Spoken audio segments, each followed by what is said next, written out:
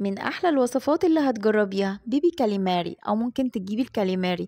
بس النهاردة هنعمل البيبي كاليماري بطريقة سهلة وبسيطة والطعم خطير.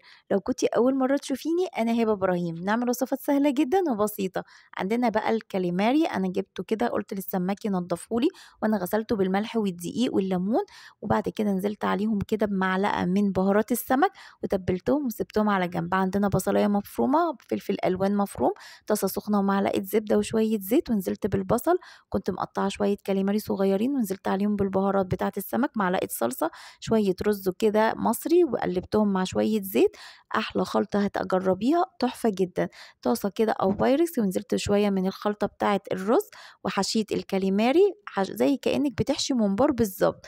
مش عايزة أقولك بقى طعمه خطير قد إيه. خلصت كل الكمية بالشكل ده، وتقدري تحشيه بالطريقة دي، للطريقة اللي تريحك اعمليها. وبعد كده خلصنا كل الكمية ورصيناها في البايركس بالشكل ده.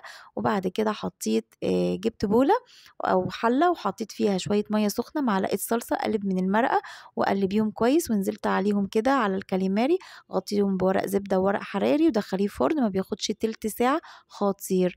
حطي بقى طبقة كده من جبنة الموتزاريلا، ودي اختياري بس بجد طعمها بتبقى يجنن. ولو عجبك الوصفة لايك وشير وسبسكرايب لقناتنا، بحبكم جدا يا أحلى اخوات في الدنيا.